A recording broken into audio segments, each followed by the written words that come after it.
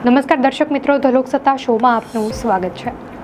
ભારતના રક્ષા મંત્રી રાજનાથ સિંહ તાજેતરમાં 2 દિવસની મુલાકાતે મોરોક્કો પહોંચ્યા છે।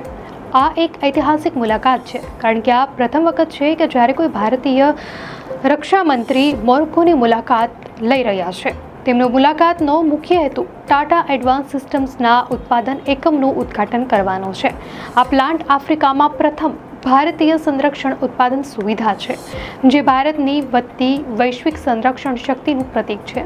આ મુલાકાત દરમિયાન રાજનાથ સિંહે તેમના મોરોક્કન સમકક્ષ અબ્દેલ લતીફ લોધી સાથે દ્વિપક્ષીય બેઠક યોજી, જ્યાં બંને દેશો વચ્ચે સંરક્ષણ સહયોગને મજબૂત બનાવવા પર ચર્ચા થઈ હતી। જો કે આ મુલાકાતનું સૌથી મોટું આકર્ષણ મોરોક્કોની રાજધાની રબાતમાં ભારતીય સમુદાય સાથેની તેમની વાતચીત હતી, જ્યાં તેમણે પાકિસ્તાન, પીઓકે અને આતંકવાદ પર કેટલાક અત્યંત મહત્વપૂર્ણ અને આકરા નિવેદનો આપ્યા।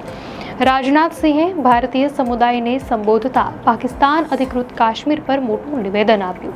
તેમણે કહ્યું કે આપણે પીઓકે પર હુમલો કરીને કબજો કરવાની જરૂર નથી, તે આપમેળે આપણું થઈ જશે। તેમણે ભારપૂર્વક જણાવ્યું કે પીઓકેમાં ભારતમાં જોડાવાની માંગ ઉઠી રહી છે અને તે દિવસ દૂર નથી જ્યારે પીઓકે પોતે જ કહેશે કે હું પણ ભારત છું।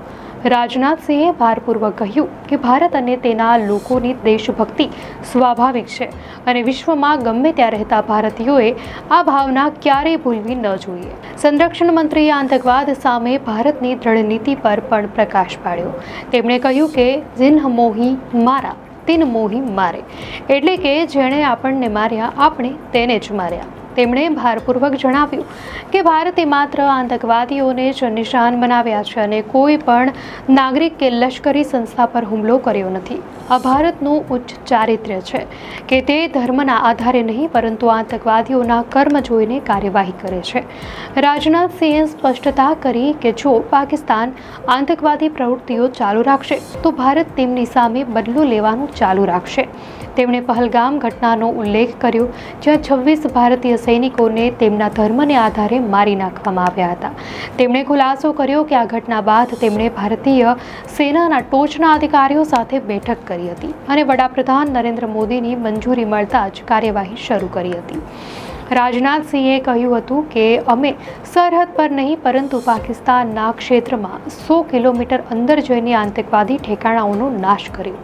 તેમણે જણાવ્યું કે પાકિસ્તાને યુદ્ધ વિરામની વિનંતી કરી અને ભારતે સદભાવના દર્શાવતા તેને સ્વીકાર્યું। જો કે તેમણે સ્પષ્ટ કર્યું કે આ ફક્ત એક વિરામ છે અને આતંકવાદ સામે ઓપરેશન સિંદૂર હજી બંધ થયું નથી અને તે ફરીથી શરૂ થઈ શકે છે।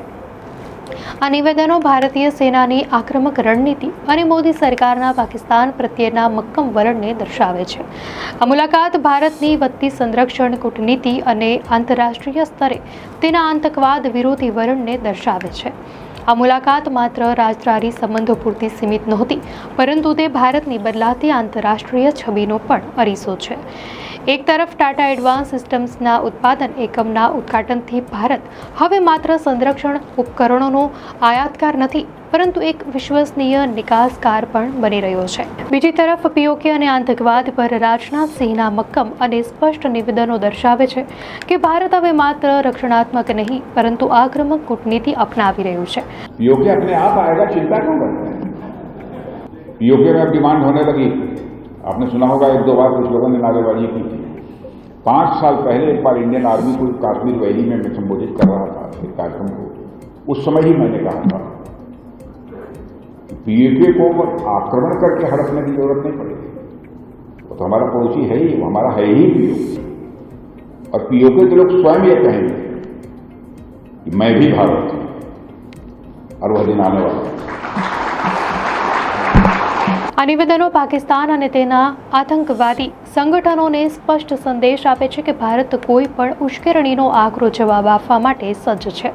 આ સમગ્ર ઘટનાક્રમ વૈશ્વિક મંચ પર ભારતની વધતી વ્યૂહાત્મક ભૂમિકા અને તેની સુરક્ષા હિતોની સુરક્ષા માટેની પ્રતિબદ્ધતાને રેખાંકિત કરે છે। દર્શક મિત્રો, આ અંગે આપની શું પ્રતિક્રિયા છે અમને કોમેન્ટમાં ચોક્કસથી જણાવશો અને જો આપને આ વિડીયો સારો લાગ્યો હોય તો વિડીયોને લાઇક કરો અને ચેનલને સબસ્ક્રાઇબ કરો।